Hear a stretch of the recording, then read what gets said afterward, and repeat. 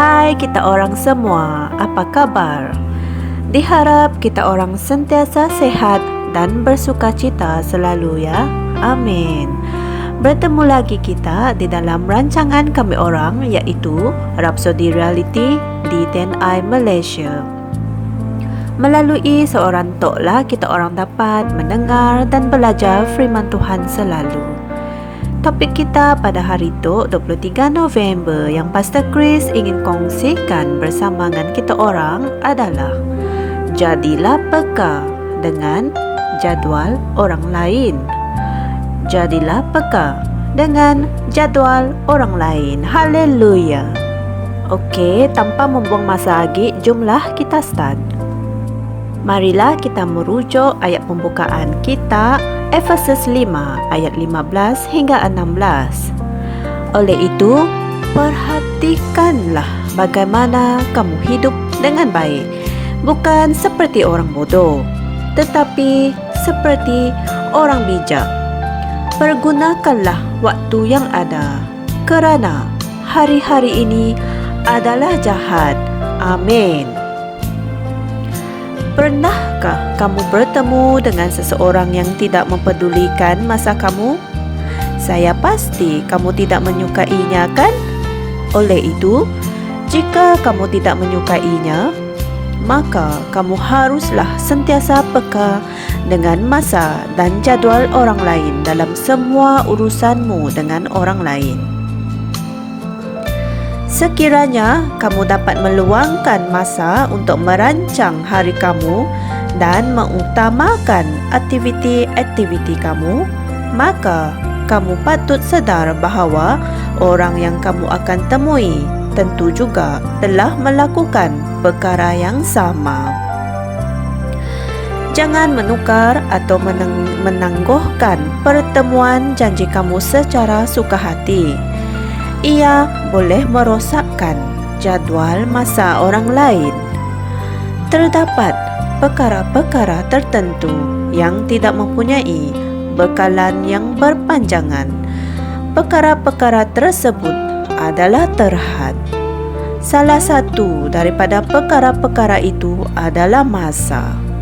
Kamu akan merasa gembira dan puas hati apabila kamu memberi tindak balas dengan segera kepada orang dan melihat wajah kesyukuran mereka kerana menjimatkan masa mereka. Haleluya.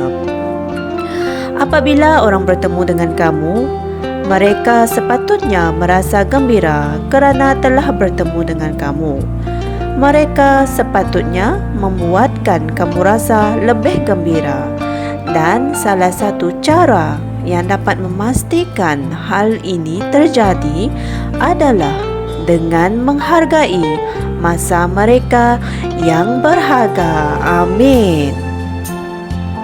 Sekiranya kamu menjadualkan temu janji di tempat kerja, misalnya, cubalah yang seboleh mungkin untuk tidak membuat janji temu terbuka. Lebih baik kamu berkata, jumpa saya pada pukul 5.15 petang dan siapkan diri pada masa itu, daripada kamu berkata, jumpa saya di antara jam 5 dan 5.30 petang, dan kemudian menyebabkan orang itu tertunggu-tunggu bila kamu akan muncul. Dan jika atas sebab yang tertentu kamu tahu bahawa kamu tidak dapat bersiap pada masa yang kamu telah tetapkan, hubungilah orang itu sebelum masa yang ditetapkan untuk membatalkan atau menjadualkan semula janji temu tersebut dengan meminta maaf. Berusahalah untuk tidak merosakkan hari orang lain. Dan semestinya ada juga senario lain mengenai hal ini. Kamu mungkin perlu bertemu dengan seseorang, tetapi kamu telah menetapkan masa yang sama untuk berjumpa dengan 5 orang lain di tempat yang berlainan. Kamu pasti akan menyebabkan satu atau lebih daripada seorang menunggu kamu, dan hal itu adalah tidak baik. Walaupun kamu adalah seorang bos di pejabat itu, jadilah peka dengan semua jadual pekerja-pekerja kamu. Orang yang berjaya adalah orang yang sedar akan masa. Amin. Saudara-saudari sekalian, marilah kita sama-sama berdoa. Ya Bapa, aku mengucapkan terima kasih atas kebijaksanaan-Mu yang bekerja di dalam diriku, yang membolehkan aku menggunakan masa dengan bijak dan mengutamakan aktiviti-aktiviti aku untuk hari ini. Roh Kudus membimbing aku untuk menjadi produktif dan efektif dalam segala sesuatu yang aku lakukan hari ini, untuk membuat kemajuan dengan berkesan, memajukan pekerjaan kerajaan dan memperbaiki hidupku dalam nama Yesus. Amin. Untuk renungan tambahan, marilah kita sama-sama membuat ulang kaji dari Pengkhotbah 3 ayat 1 dan Mazmur 90 ayat 12.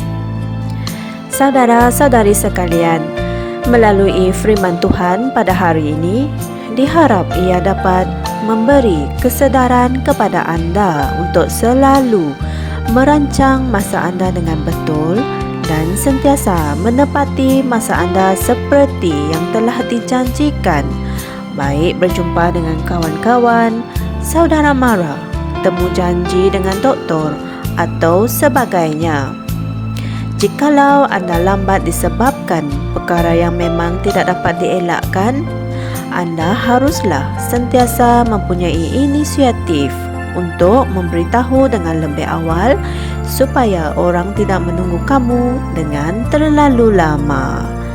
Anda adalah anak Tuhan dan oleh itu Roh Kudus sentiasa bersama dengan anda tidak kira di mana anda berada. Justru saya percaya ia sentiasa akan membimbing anda untuk menjadi lebih efektif di dalam sesuatu yang anda lakukan. Amin. Beritakanlah Injil ini kepada sahabat handai, keluarga dan sesiapa sahaja dengan menekan butang like dan subscribe di YouTube channel Rhapsody Reality Malaysia. Jumpa lagi esok. Tuhan memberkati. Kami percaya saudara-saudari semua telah diberkati dengan perkongsian firman dari Rhapsody Reality. Bagi sesiapa yang ingin menjadikan Yesus Kristus sebagai Tuhan dalam kehidupanmu, kamu boleh mengucapkan doa ini bersama dengan saya. Ya Tuhan Allah, aku mempercayai Yesus Kristus, Anak Allah yang hidup dengan sepenuh hatiku. Aku percaya Dia telah mati untukku dan Allah telah membangkitkan Dia dari kematian. Aku percaya Dia hidup hari ini. Aku mengaku dengan mulutku bahawa Yesus Kristus adalah Tuhan dalam hidupku mulai dari hari ini. Melalui Dia dan di dalam nama-Nya, aku mempunyai kehidupan yang kekal. Aku telah dilahirkan semula. Terima kasih Allah kerana menyelamatkan jiwaku. Aku sekarang adalah anak Allah. Haleluya. Tahniah, sekarang kamu telah menjadi anak Allah. Untuk apa-apa sebarang pertanyaan atau untuk mendapatkan lebih banyak maklumat mengenai bagaimana untuk bertumbuh sebagai seorang Kristian, anda semua boleh hantar mesej di akaun Facebook kami atau email kami di tni.msia@gmail.com. Sekali lagi, tni.msia@gmail.com. Tuhan berkati Anda semua.